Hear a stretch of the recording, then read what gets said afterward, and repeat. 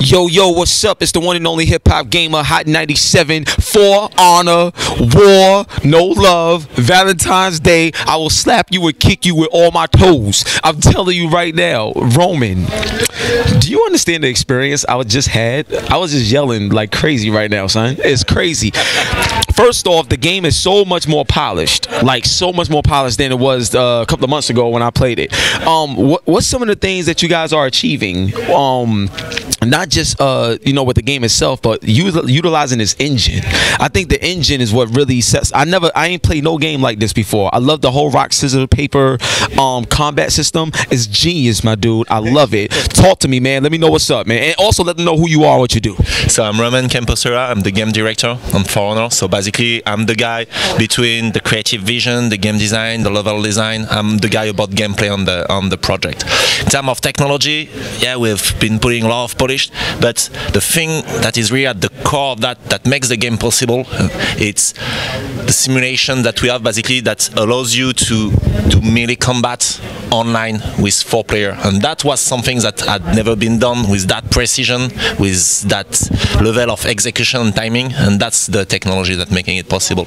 Also in terms of visual, everything that we do in terms of weather, of changing the climatic condition of the map, placing the map in different contexts, depending on where you are in the world, it's something that when it's really late into the game, but that gives that polished look that's really cool. It's crazy. Now I want you to talk more and elaborate more on the cross-platform gameplay, because you had mentioned that between the PS4, Xbox One, and the PC, there will be like cross-platform generation within the actual worlds, like keeping it alive. Can you talk more about that? Because that was like, when you announced that, you should have saw my face, son. I was like, yo, what they doing it? It was crazy. So yeah, talk to me about that. Yeah, definitely. So for now, there is the faction war.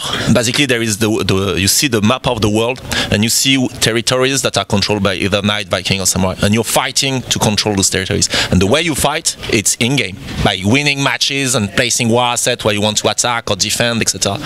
And that the season, it lasts 3 months, and at the end of the season, which faction won the faction war, it's gonna have an impact on the world, and we're gonna change the world map because of that, because of the actions of the player. And so we could not have the Vikings winning on Xbox One and the Knights winning on PS4, because then what type of update do we do?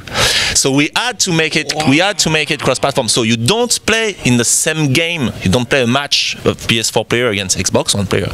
But when you win a game on PS4, it has an impact on the world map, and that impact is visible by people on the Xbox One or any other platform. So you're playing the same game in the same world. Yo, it'll be my honor for you to hold the belt. Please, man, please. He a big guy. He a big guy. I feel like I got a bodyguard with me right now. Let's take this off. I'm telling you, it's crazy. So now my next question, and I think this is the most powerful question, the inspiration behind For Honor, like the name, the inspiration behind the game. What does honor mean to you? What does honor mean to me? Honor means doing my job and being proud of my job and being proud of what I'm doing versus my team, and having them being proud of me. That's what it means. And what it means in the game is, are you gonna fight the guy in front of you? Like, for example, you play elimination, you start in front of a guy. Are you gonna fight him honorably, 1 versus 1? Are you gonna run and stab another guy that is actually fighting one of your friends and being dishonorable? And that's for me what is interesting. It's that choice. Are you honorable or not? For what are you fighting for? Oh my God. Now, when it comes to gameplay design, I know that, to my knowledge, I believe that there's esports vision within For Honor, and especially with the one-on-one battles. Is there things that you guys are preparing next year to possibly have For Honor enter into the world of esports? I think it'll be incredibly successful simply because of the fun, the different characters and weapons, and the variety. I think that's what would work for me. But in your opinion, in your vision, do you see this game having a place in esports? If so, how would that be affected by the brand? Well, I can tell you it's what we're trying to achieve. We're trying to achieve a game that is competitive, that requires tactics, and that is skill-based and fair.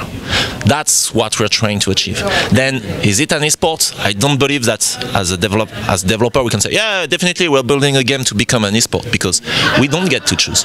What we get to do is to make something that is, yes, skill-based, and where you can have that crazy level of progression personally in terms of skill, not in terms of leveling RPG aspect, really like you in terms of execution and mind game.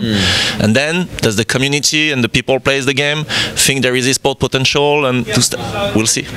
It's not for me to decide. But then if there's traction behind that, yeah, I'm pretty sure Ubisoft's going to do something. But now I have a powerful question. This is something I was thinking about. I love the revenge system in the game, but what if I get like a revenge meter activated and you get a revenge meter activated at the same time? How does that play out? How do you weigh out the balance of gameplay if both of the fighters are in their revenge mode at the same time? Who wins? Like, how does that work? That's what I like with the revenge meter, is that it changes the mind game when you're fighting, because when you get into revenge mode, first of course you deal a little bit more damage and take a little bit less damage, okay, but also all of your moves are uninterruptible. And all of your guard break, if you throw the opponent, will end up with the enemy falling to the ground. So that definitely changed the mind game, because if I have a tactic, like I'm playing a fast character like the Peacekeeper, and my tactic evolves around waiting for you to attack and always constantly counter-attacking you and interrupting you when you're in revenge, that doesn't work anymore. So okay, that changed the mind game. So if both players activate revenge at the same time, it changed the level, it changed even more the layer of mind game around that, because now that both deal more damage, both take less damage, both are uninterruptible, so both might try to go for guard break. So yeah, I think that's interesting. It's how it switched that level of, I think you're gonna do something and I'm gonna do that other thing to counter you. Now, when it comes to the attacks, when I'm looking at this game, there's sometimes 3 versus 1, 4 versus 1, like it's all these type of scenarios that you get a chance to be a part of. Have you guys thought about putting together like tandem attacks, where like a peacemaker and a peacekeeper and a raider could come together and do like a special attack to do more damage to whoever they're destroying, like coming together? Is there a way, or have y'all ever thought about unifying like the battle like that, having tandem attacks like that? There is no actual tag team moves, but there's a lot of, you can create a lot of synergy between the fighters. As an example, the Peacekeeper is a character that has a lot of bleeds. Okay, so she can apply bleeds to their opponent. There's another character called the Nobushi, it is a samurai, that she deals 50% more damage to a character that is bleeding. So if you have in Brawl, in 2v2, if you have a team with Peacekeeper and Nobushi, that's a very powerful team. The issue is that they are the 2 characters that have the less HP in the game. So that's the balance. Also, there is some character got really powerful tool, like they can interrupt enemies that are uninterruptible. Okay. So if you band them together against, let's say, a Shugoki, etc., you're really annoying to that guy. And also guard break. So when I guard break you, I grab you. That's really powerful in a 2v1 situation or a 2v2 situation. Like we're fighting together against that guy, I grab him so he can't dodge, you attack him. That's pretty useful against character like the Peacekeeper, that is really dodgy and agile character. So it's more the mechanics. What we're trying to do, it's more the mechanics of the game. We're trying through the mechanics to have like team strategy to emerge and synchronization, than to have an actual tag team move. We press that input at the same time and it does the cool animation. That's crazy. I got 2 more questions. Gonna wrap this one up. Now, one of the most important questions that I like to ask developers is, what was the first game you played that got you involved in gaming, or that made you want to become a creator in gaming? What was that game or that moment in gaming in your life where you said, you know what, this is what I'm gonna do for the rest of my life?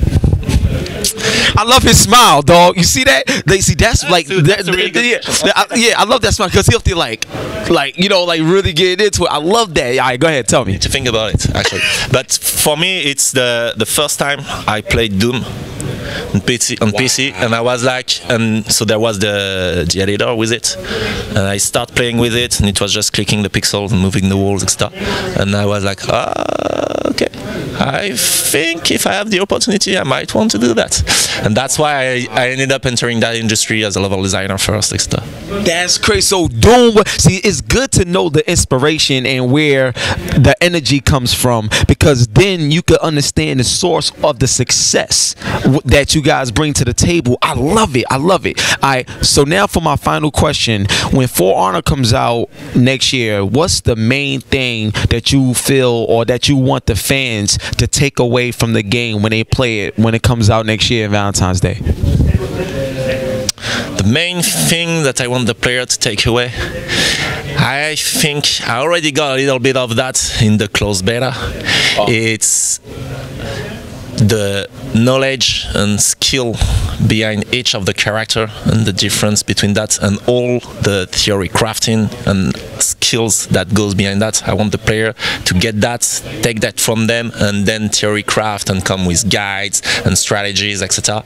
That's the thing that's, if I see that spread across the community and people coming with cool strategy and then stuff that we've never seen, etc., that I would be really, really happy. After 2 days in the closed beta, I was already getting my ass kicked, and some of our best dev testers were having really trouble. So wow, I have hope. For real? Oh, that's crazy. I love to hear that. I love that. That's crazy. So look, man, it's your boy Hip Hop Gamer. One love and God bless. Hot 97 every day. That's my word. Is going down. My man Roman, For Honor, February 14th, 2017 is going down. God bless. And we out of here. Peace. I gotta go get some. I gotta go kick some more ass. I forgot who beat me last time, but I gotta go get my revenge. So we out. Peace. That's how you do it. That's how you